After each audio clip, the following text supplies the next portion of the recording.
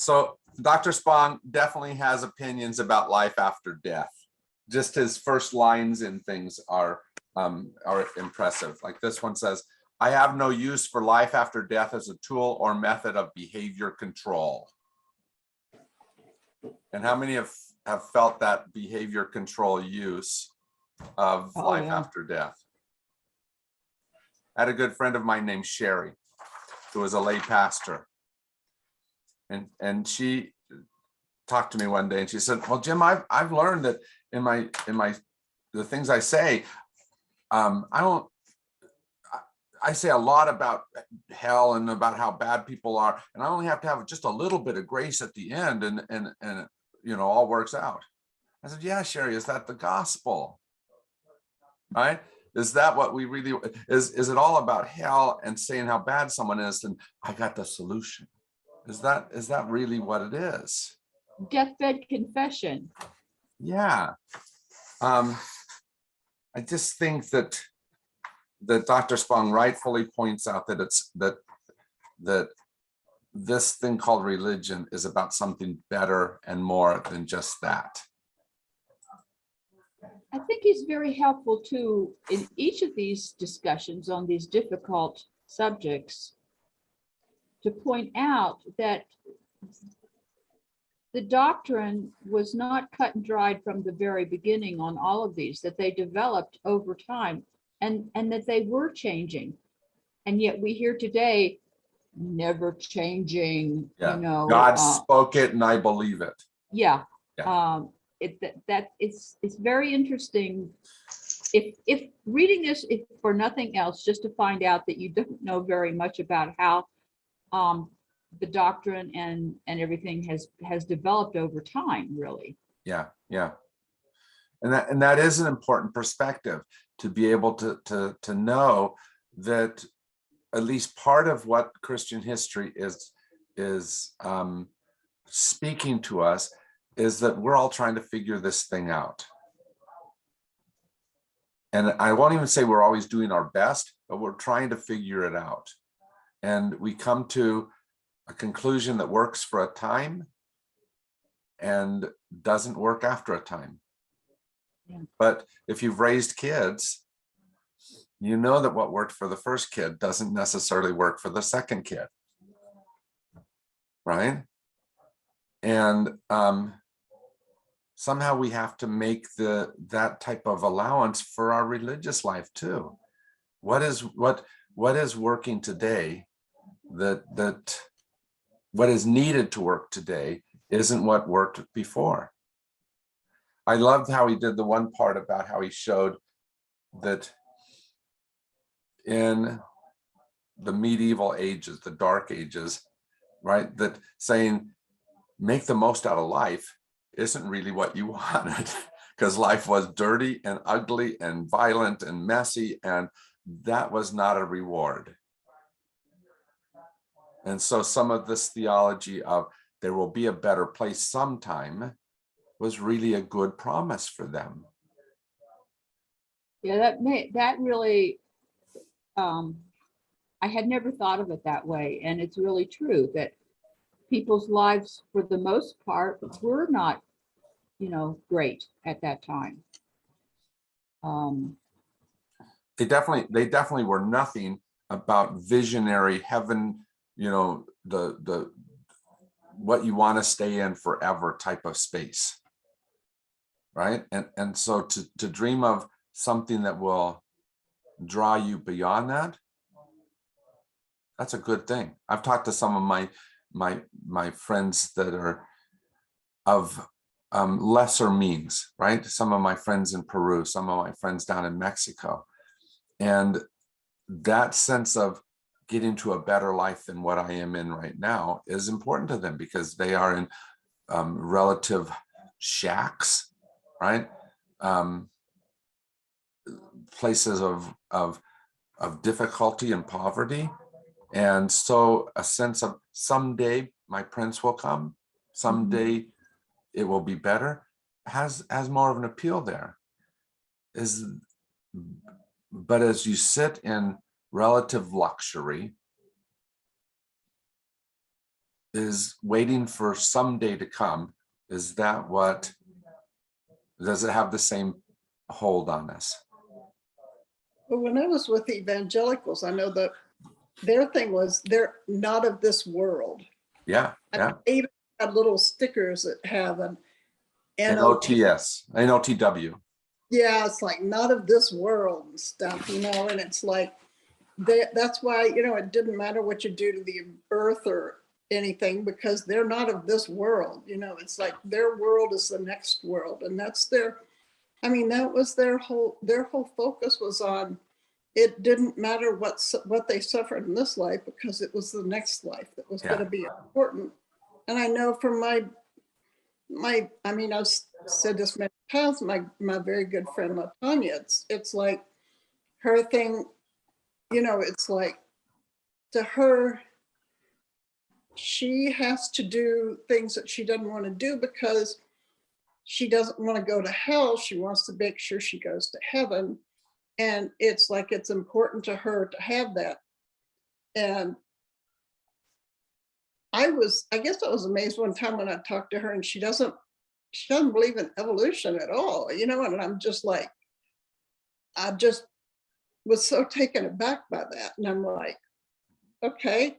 She said, well, we could disagree about that. And I'm like, but I don't know how you can not believe it. And it just, I don't know. It's just interesting. It's belief. It's not knowledge is what the problem is. It's belief. Yeah, yeah, and that is part of the thing. You know, we have two different ways that I have this belief, and here's these facts. And can my belief trump facts?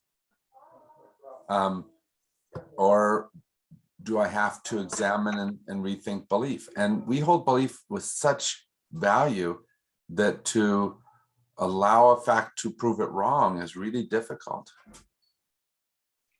Especially if you were brought up with that since you were a baby. I mean, if you've just been immersed in that and you've never really questioned it or anything, or it's really painful to her to even think about it. I mean, and I know I was talking to some other friends who are considered rather intelligent, but it's like they're very steeped in their basic religion, and it makes them, it's like I was mentioning Spong to them a long time ago, and my friend just was like, she said, he makes me uncomfortable. I just can't read him. And the reality is that that's exactly what Dr. Spong is trying to do. He is trying to make the world uncomfortable. He is trying to ask questions that haven't been asked very strongly or in wider circles very much.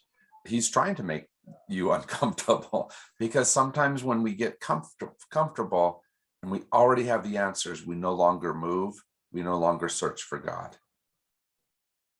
I had all the answers growing up. I think I've told you that before. And I mean that literally. I think I had the answers. And it was because of things like this. When it comes to life after death, I knew exactly what happened. Want me to show you? Watch. I can show you the right answers. Oops, maybe not. I can't find my cursor. Oh, there it is. Here's how it goes. From pre-mortal existence, we come down to earth life, and then we die and we go to paradise or prison, you know, and here it all is. And I knew this is the Mormon plan of salvation. The interesting thing is that you can go to, you can make it more expansive, right, like this, or you can even do even a step further, like that. But when it comes down to it, this fourth thing, look at this. That's the same diagram, but it has all the answers, right? Pre-mortal, mortal life, post-mortal life, heaven, essentially, right? And we love having those kinds of answers, but I want to show you what some of those are.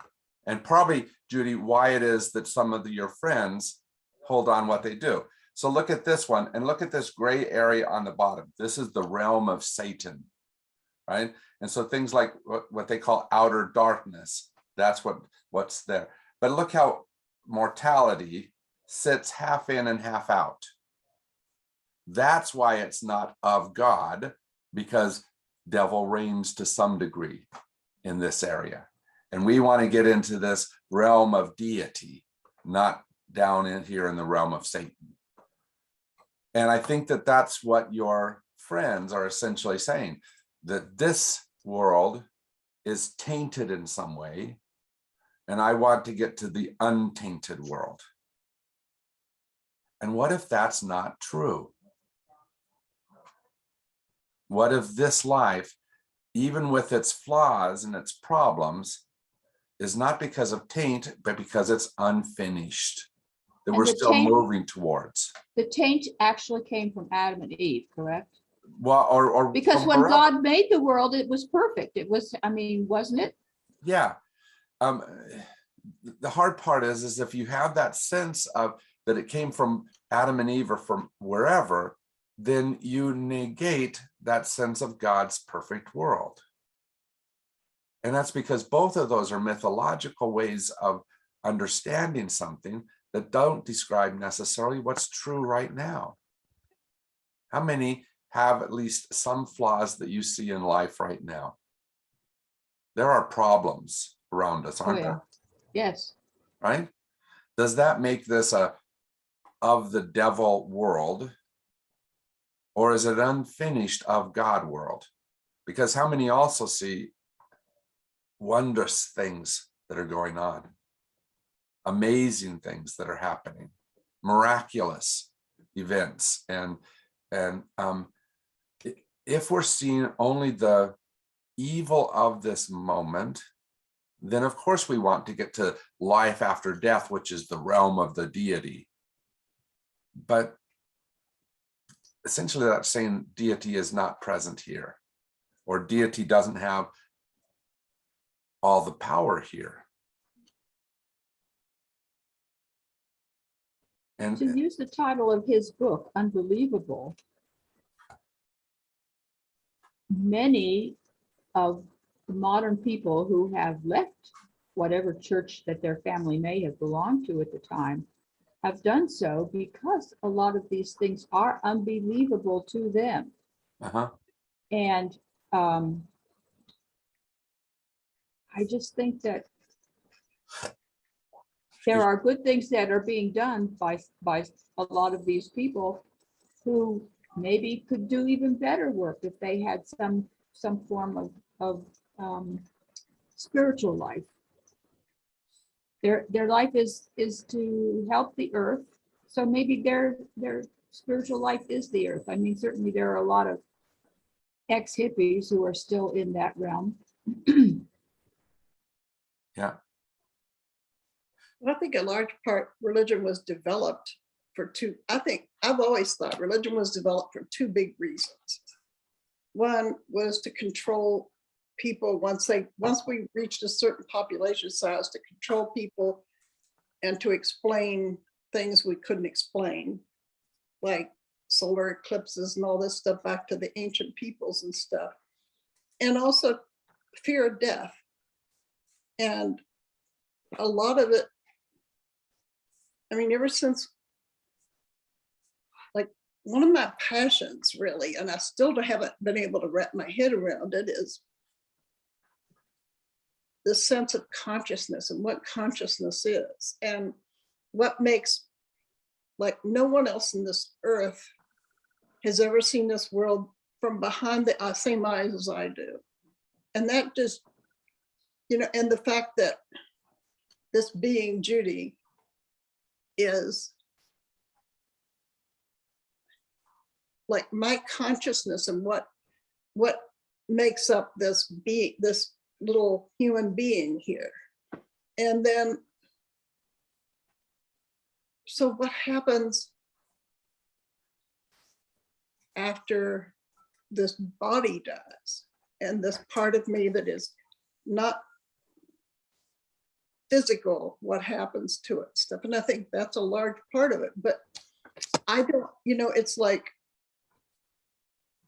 I think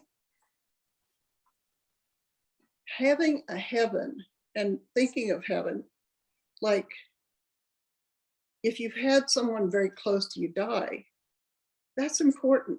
You know, I was just talking to Luz, you know, and it's like her son was killed last year. Mhm. And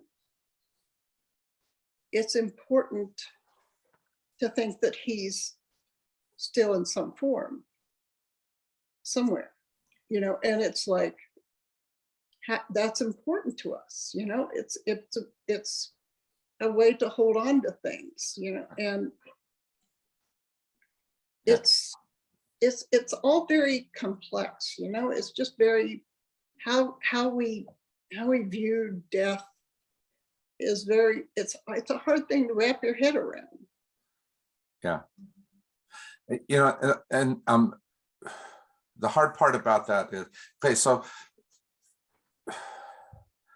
reincarnation. I hope it doesn't exist. God, I hope. As the Western world practices it, I'm not sure I believe in it, because you know what most of the Western world thinks when they think of reincarnation? Oh, my past life was somebody famous, somebody rich, somebody Yes, powerful. yes. That's what always happens. We never see ourselves as the peasant in the mud. It feels like it.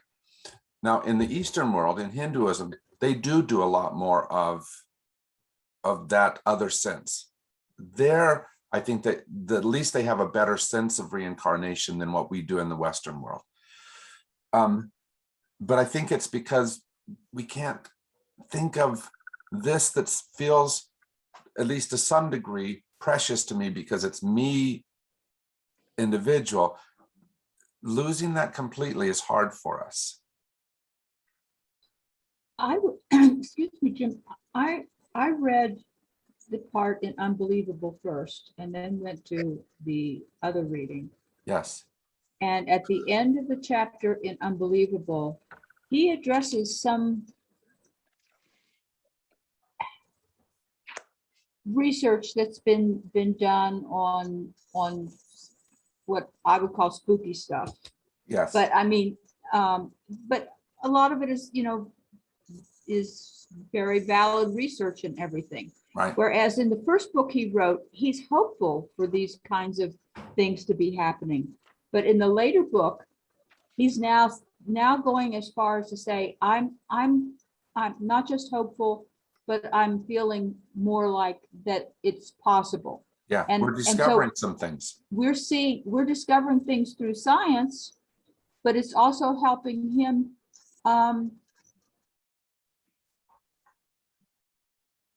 know that what he has believed may very well be true. Mm-hmm. We have a group that meets at St. Francis, or has met. They're not meeting currently, but that basically looks at near-death experiences. I've never had a near-death experience. I don't know everything to make out of them. I don't know if I completely believe. I don't know if it's the conscious, but here's what I do know. People who have had that type of experience, it changes them. It's remarkably powerful for them. And so it gives me at least, it tells me at least that in their head, they have gone to a space that I haven't been to. And it might just be a made up space within their head, or it might be a hint of what is beyond the veil. And I don't think it's wrong for us. Thing that the brain does too. They're finding out more and more about, as people, like, they're actually able to do brain waves and stuff as people die. And it's like the things, like, I know I had a near-death experience, and to me it was like I went to a place where it was like there was no light or anything like that. It was just a place of absolute and utter perfect peace and no pain. And I've been in a lot of pain just before that, and it only lasted I don't know how long, not very long. But it's like, did my brain release a bunch of stuff to cause that you know, it's like, is it a physical thing that my brain did? It's like, I don't know that I think, like, to me, some of this may be explained by science, what we think, you know, the light at the end of the tunnel and the peacefulness and all that stuff. It could be very much scientifically explained in the future. I don't know. Well, and for me, it comes down to this. Judy just wrote something that says, I think there's also an arrogant idea that I deserve better, so heaven is when that reward happens. And I think it's that sense of arrogance that's the hard part. I think when we approach things like death, end of my life, humility is a better thing to have than arrogance. And I think some of our theologies around, I deserve heaven, and so of course there must be a heaven that would let me in. That's an arrogant thing. How about the humility of saying, I have spent my time here on earth. I'm doing my best to make earth better for someone else, right? That's not about the arrogance of me, but about the enlargement of the us. I saw one time death and us compared to waves crashing on a beach, that the one little droplet that flies up when the wave crashes thinks it's itself until it crashes down into that greater ocean. And it's only part of that greater ocean. Is Jim such a precious and different thing that it has to keep, I have to keep my individualism, or is being part of the greater whole enough? And much of our Christian theology seems to say, oh no, Jim has to keep his integrity. And I don't think that's true. Well, and there really isn't anything in the Bible to support that, is there? Well, you know, people find whatever they, in the Bible, mean, they find whole lots I of mean- things to support. I mean, we do have the stories of Jesus going as Jesus to heaven, but as far as everybody else is concerned, Yeah. The thing that I think is interesting is if you throw out the idea of God being the bearded white man just above the clouds, and think of God as what he says as the what is it, something of being, that God is a part of the universe, not just outside of the universe. Mm-hmm. Then you have to think that when you die, my picture in my brain is sort of like all of your essence sort of floats off and contributes to the universe. Now this is my brain speaking about how I would think of that. And several weeks ago I talked about, before we even got to this, of how I feel like, you live on in your descendants just as your ancestors are living on in you, which is what he does at the beginning of this chapter. But he keeps saying it's not enough, it's not enough, it's not enough. And I understand that, and I think that it calls for more contemplation, really. Yeah, it definitely isn't as satisfying to say, look, I taught that first grader how to read, and even if they don't remember me, they carry that skill and maybe pass it on to, and that's my eternal life. That it's not as satisfying, No, as something grander than that. But if every single person continues to do small deeds like that, the world continues to move and grow and become. And that is grand if we're talking across the whole scale of us. Maybe my bump is not much, but our bump does move us forward.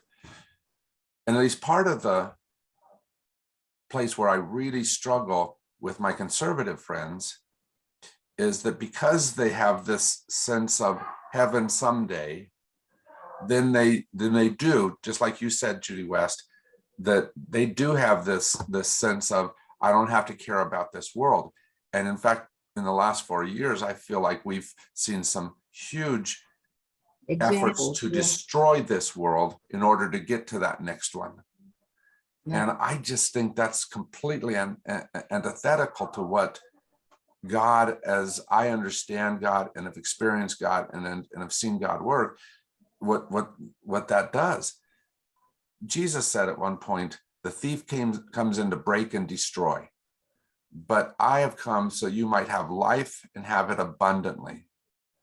And when you're saying, I'll break this world in order to get to the next one, you're the thief.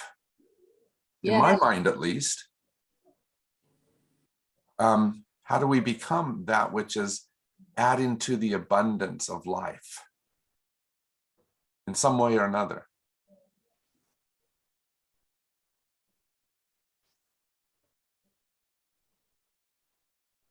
How did the evangelical churches get so anti-science? I mean, the Catholic Church, even though they put scientists to death centuries ago, they are embracing science much better than the evangelicals. It's like, Yeah. I don't understand it really. Part of that is because, oh, go ahead, Judy. Well, having lived among them for several years, actually a decade or so, their thing is that they don't read anything unless it's the Bible. I mean, they don't read science. They don't read novels. They don't read. I mean, I asked one time if this woman, she read this book that was like a classic book. I don't even remember what it was. It was something Like really the ones that everyone has had to read. Yeah, I mean, you read it in grade school, if nothing else, or junior high at least. She'd never heard of the book. And they simply don't. And when I told them I was taking a class one time, it's like, or I had a master's degree, or you think it's like, well, why? Yeah. You know, they really don't understand. If it's not in the Bible, they don't need to know it. Yeah. Yeah, Yeah. well said, Judy. Part of it. Yeah. It's very small world. And evangelicals in particular, you know, evangelicalism is a relatively new phenomenon within the last couple of 100 years. And so it's developed in many ways in this time when science was taking off.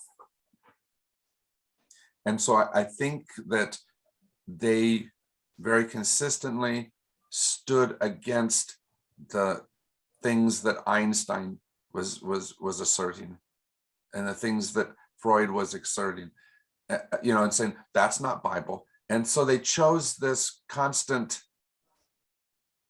I'm going to believe this instead of these new things that are being found out. And so I think that's what it is that it's just the history of these last couple 100 years and what choices they've made in response to what's happened. And I that's have the built into book their with all the DNA. rules and I don't need anything else. I have the rules already. Yep. And those rules were put down 2,000 years ago and they haven't changed since. Yep. Well, my favorite bumper sticker though is King James.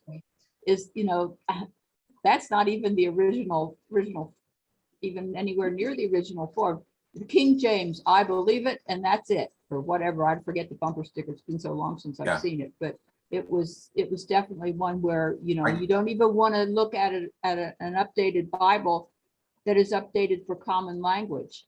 Yeah, You know? I like the one where it said something like King James. I believe in the King James version, the one Jesus used. Yeah, yeah, that's a really good one. But I do think in some of my friends' heads, it feels like that's what they're thinking. What they're believing is that is the one that was written down way back then, which is maybe comforting but it's small. They don't have a sense of the passage of time because they think the world is only 6,000 years old. Yeah, yeah, yeah. That's tough, isn't it? Yes. The good news is that we don't necessarily have to save them, right? It's at one point, Bishop Spong ties this into a chance of survival. What gives a better chance of survival? I don't think evangelicalism has a chance of surviving in the long term, right? There will be something that will come out of that might, but the world is moving beyond that, right? And it is okay for us to say, we're going to move. If you don't want to come, you don't have to. What is the truth of church attendance? Because 20 years ago, they were saying all these evangelical churches were the only ones that were growing. And we know the mainline churches have been losing people. Yeah. Are they still growing, or are they starting to lose people too? So churches do like this. Churches grow and then go like this, and then they have to decide, is there a way to turn it back up? Otherwise they go and they die. Okay. At that point, evangelical churches were mostly on this side of things, where mainline churches were more over here. Okay. Now, much of mainline churches have not turned back up, and so they've fallen into. And evangelical churches now have gotten to here. So can they maintain? Well, it depends on what they do. Part of what's happening, for example, in evangelical churches, those younger generations are saying more than what their parent generations did. They're saying, you know what? I don't care if my friend is gay. That is not. And so there's becoming more and more. That may be the crack. Yeah, there's becoming more and more non-typical evangelical churches, evangelical people within those spaces. Maybe that will allow them to turn upward again. Go ahead, Judy. Well, I just know Calvary Chapel has like, God, I mean, it's like huge. I know when I first started going to Calvary Chapel here in Tucson, like in the 80s or early 90s or something, it was like they were in a little small place. Now they moved into a thing where, and it's like 2,500 people there and they have like 4 services a week, and they're all full. And there's a huge amount of children and stuff. I mean, it's like, and the church in Midtown downtown I was going to and stuff. It's, they've got this huge, vibrant, multi-generational group there. I mean, they have college students galore. Of course, they're really near the university, but they're much younger congregations than I see at St. Francis, or any place else. So it's like they're not dying off that I'm seeing here. They're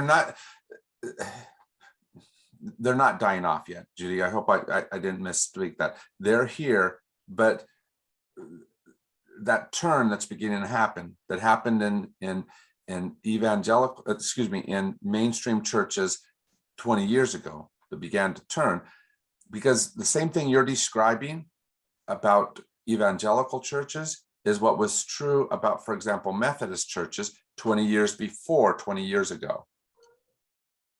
Okay. Yes. If you look at the 50s, the 60s, the 70s. Okay, so let me just tell you about one church. Epworth Church. It's a church that I served. I also was in that same neighborhood as a teacher for years. When they started, which was about the same age as St. Francis, right in that same time frame, they swept up to over 1,000 members within seconds. It feels like, right? It was in the Maryvale side of Phoenix, which is where all of these houses were going up. John F. Long built like 1 million houses on that side of Phoenix. And so it grew to that stage. But that was only the place where they began to decline. But they still had so many people and so much dynamism that they thought that they were succeeding wonderfully, even though this year they only had 973 members instead of 1,000. And next year they only had 942 members, or whatever it happens to be. They went on a very slow decline. And they never faced what is it that they have to do to continue forward. So when I get there and the neighborhood, they have to sell their soul to do that. They have to change. Yeah. So the reason why I was first in that neighborhood is because I was a bilingual teacher, first bilingual teacher in that neighborhood, and it was changing dramatically from Anglo to Hispanic, and for the very same reasons. It grew at first because all those good Anglo people wanted to have affordable housing. And as their families grew up and they moved out, Hispanics who wanted affordable housing bought those same houses. Right? And Epworth had to decide, were they going to be the neighborhood church, which meant court Hispanics as well, or were they going to only retain the members that they'd had before, the types of members that they'd had before? Churches fail often at that question. Yeah. Right? We decide we only want what we've had before instead of seeing what is our next generation. Because our next generation always looks different than us in some way or another. For Epworth, it was, oh, they're brown instead of white. Doesn't mean that they're worse or wrong, but sometimes it means I don't speak their language. I don't understand them and they don't understand me. And that language includes culture. It includes a lot of things. It includes culture of whatever they bring in, but also culture of their age. You know, speaking as a 50-year-old to a 30-year-old is a cross-cultural conversation. It is. But you know, I still see, I know when I lived at the apartments, the Catholic church down below that was down Valley View Road, that's right there behind, kind of back tucked in that neighborhood there. And Right. there was, boy, Sunday mornings, I couldn't walk Ginger down the road because it was like the Catholics are going solid line of cars going down there to that church and stuff, you know. And I think as long as people are wanting certitude in their lives, they're wanting things they're wanting these easy answers, and they're wanting things that give them a basic guideline for life. And I just, you know, it's like, I just think as long as they offer that, they're going to have a pretty good foundation of people that are always going to believe in it. Yeah. The good news is, if you look at, because I think Catholicism is a really good example here, because Catholicism has often gone for just the right answer, just the controlling answer, that type of thing. But they've also developed as they've moved forward, kind of like what I said about the evangelical churches, where it's beginning to expand and become more than that. Catholicism is definitely more than what it used to be. There's a lot of very thoughtful people in Catholicism, and that are trying to think better and draw us towards better. And I'm not trying to imply by that there's not thoughtful people in evangelicalism, but when you have right answers, it's easy to just stay with those right answers. It is always a challenge to take the steps beyond that. Well, yeah, there's some background noise now. I don't know where it's coming from, but like a radio or something. Martha, you might have something playing around you. You want to? No, I don't. It's two people talking. Oh, okay. The first person started talking, but I don't see her picture. And she's still talking. Okay, so what you might have done, did you come in through the website? I just joined. I know. Did you come in through the website? Through I the believe St. so. Francis website? What you might have done is you might have pushed the button Very much for last week's class. And so Okay. it might be playing in the background. So go back to your Okay. browser and pause that, Okay. because it sounds like really wise voices that are speaking.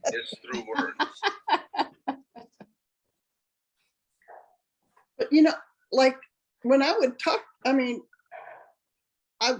Ginger and I walked through the parking lot and stuff of the Catholic Church and stuff before Mass and things, and I mean, these people are sweet and kind and nice, you know, and they make over ginger and, well, who wouldn't make over ginger? But I mean, but it was just really, really, you know, and the evangelicals, these are not horrible people. No. These are like really sweet, kind people who do good in the world. They pass out food. They do, Right.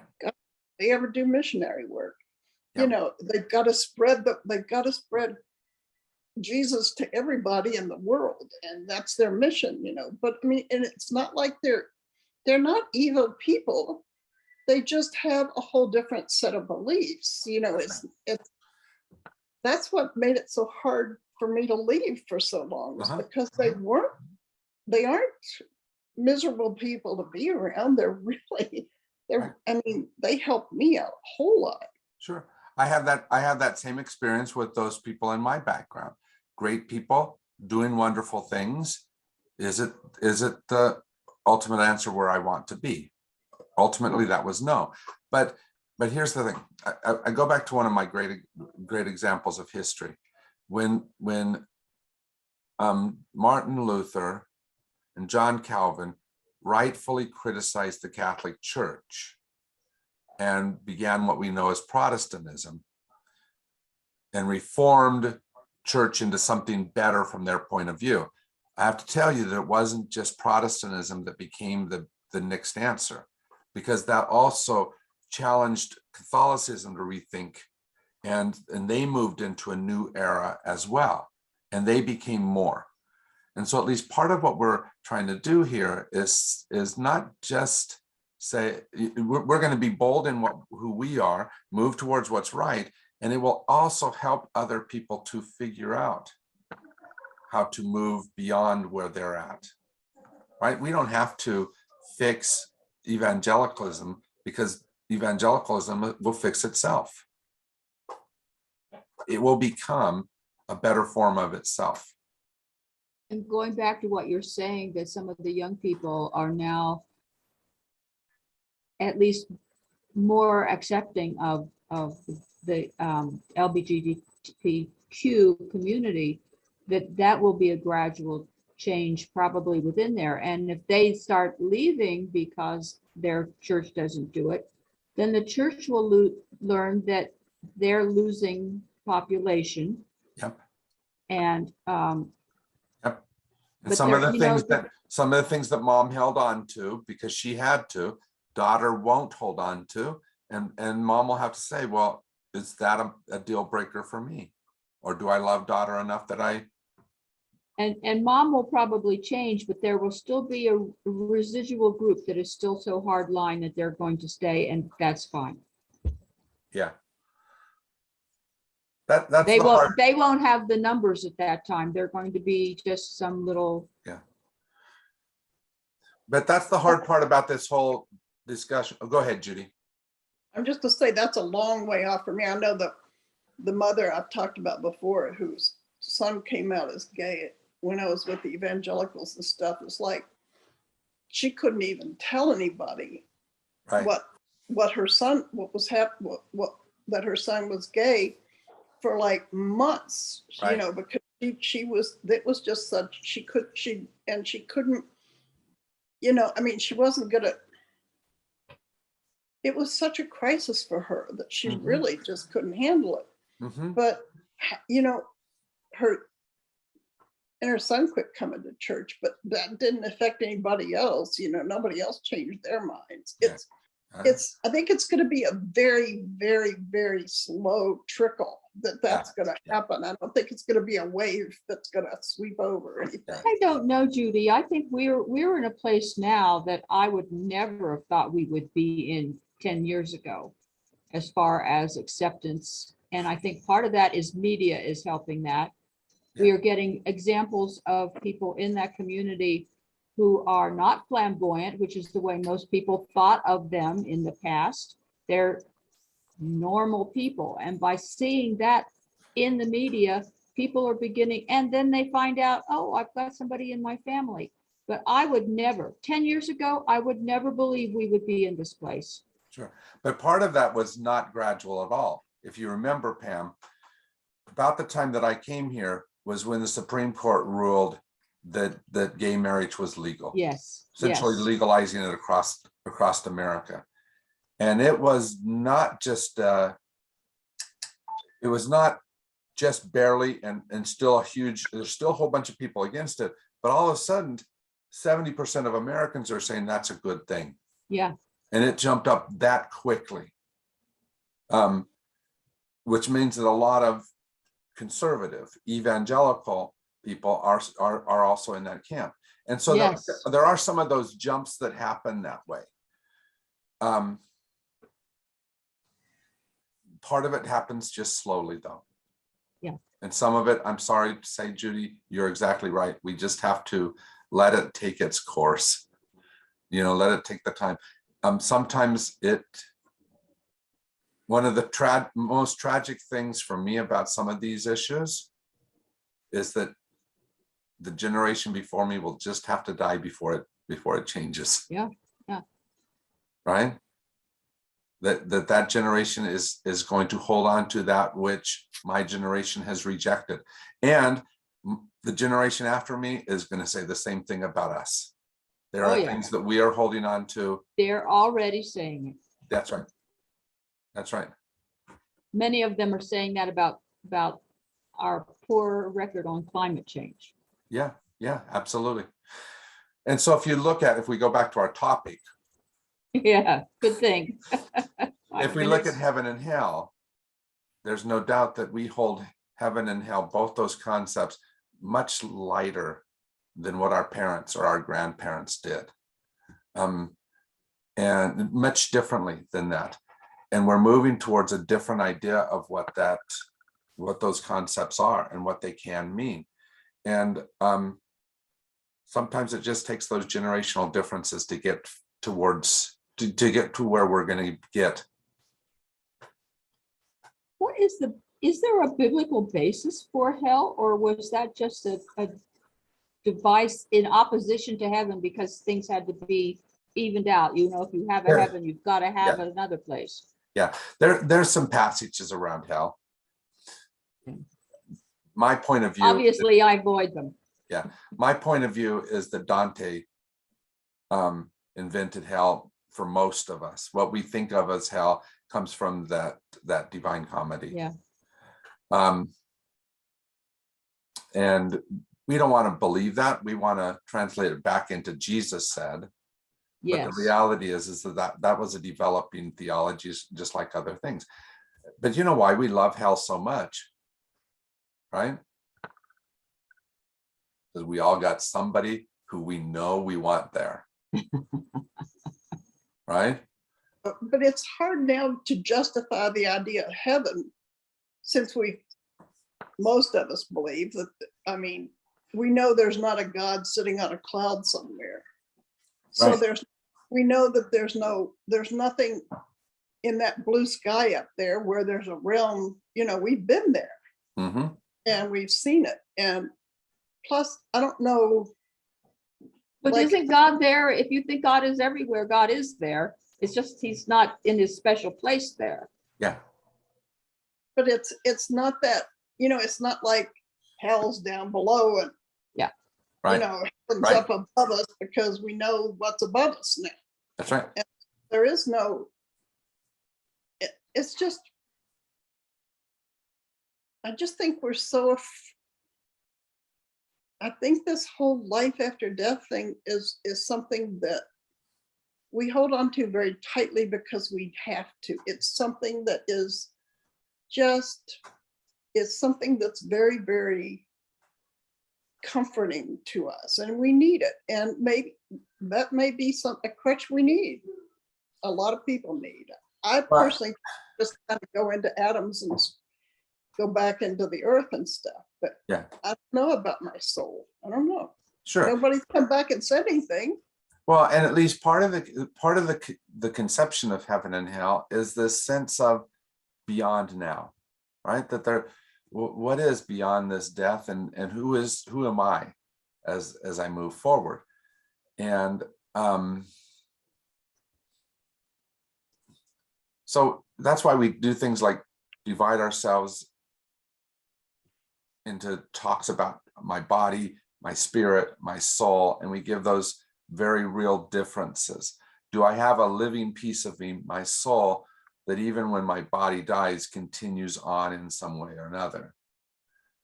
And there seems to be some evidence that there's something that continues. You know, there's experiments that have shown some loss that happens at the moment of death that we can scientifically measure. Is that the soul leaving the body? Right? We don't have the answers to that. It's a bigger question than what our instruments right now are able to define. Well, there's another thing too. If you think about all through your life, you are inhaling and exhaling. And so you have all of those atoms that are coming into you and going out of you. And so your spirit is already out there, if you think about it. And if you think that when someone dies, you know, that final exhalation, let some of that go out. Sure. I don't know. It's intriguing, and as I said, some of the new research is suggestive. Yeah, it is suggestive. And Oh, go ahead. I worry that a lot of scientists don't want to do that research because they get labeled as somebody who's in the kooky world Yeah, rather than being a serious scientist. yeah. But they are starting to do it some. They are. And I don't know, I guess for me, I live my life as if, well, I'd like to live it better even, but due to physical limitations. But to me, I guess I don't count on a life after this because to me, it's important to make the most I can out of this life. Yeah. And that's, to me, if you believe there's a better life after this, then you're not going to really care what this life is about. Yeah. And I would much rather really, although sometimes like days like yesterday and today, I'm like, it wouldn't be bad if I could come out, I could get a new body. That would be pretty awesome. Yeah. But Judy, it's because of things like that that we do make some of those distinctions between body and spirit. How many recognize that what is physical about you doesn't define the whole of you?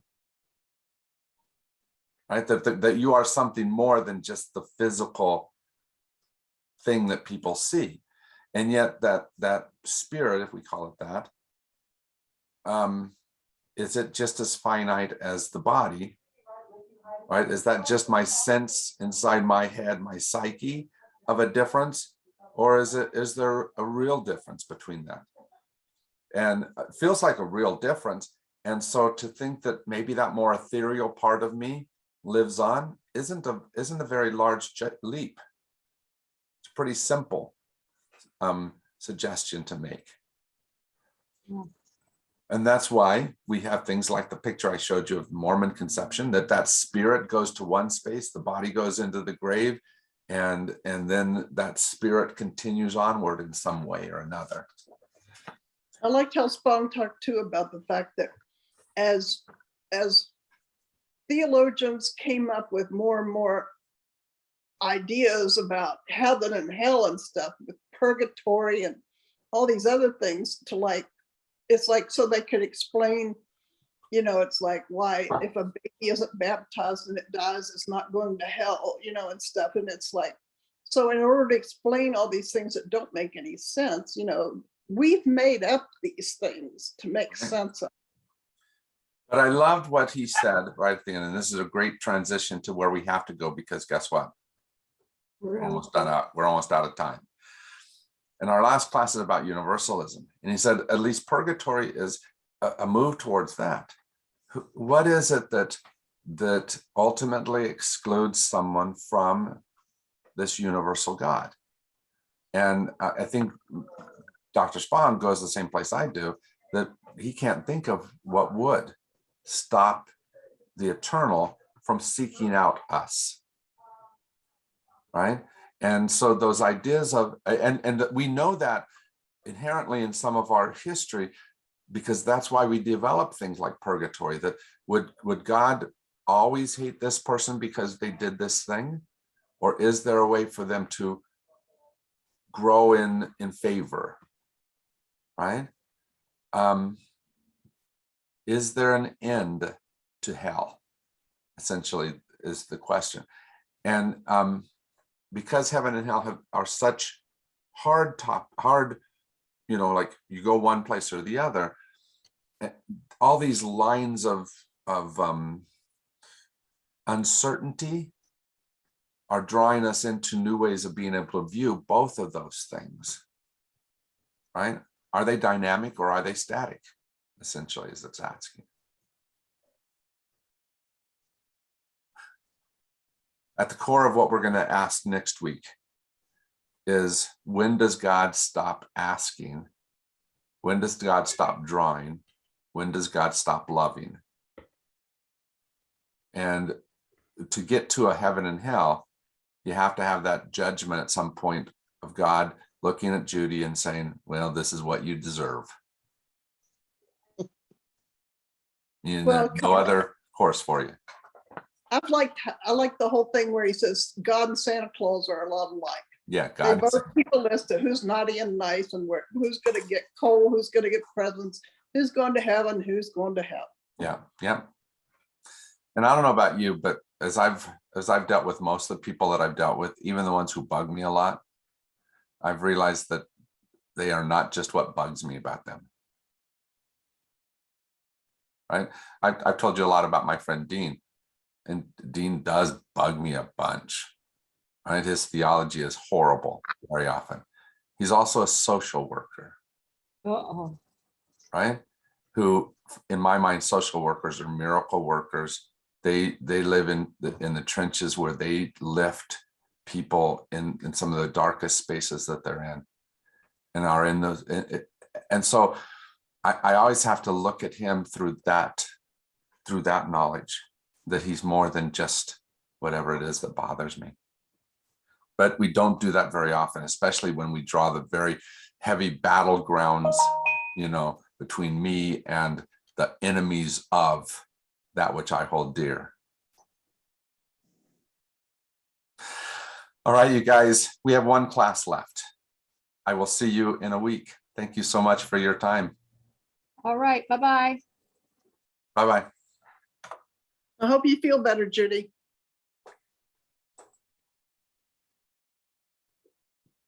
I know, honey.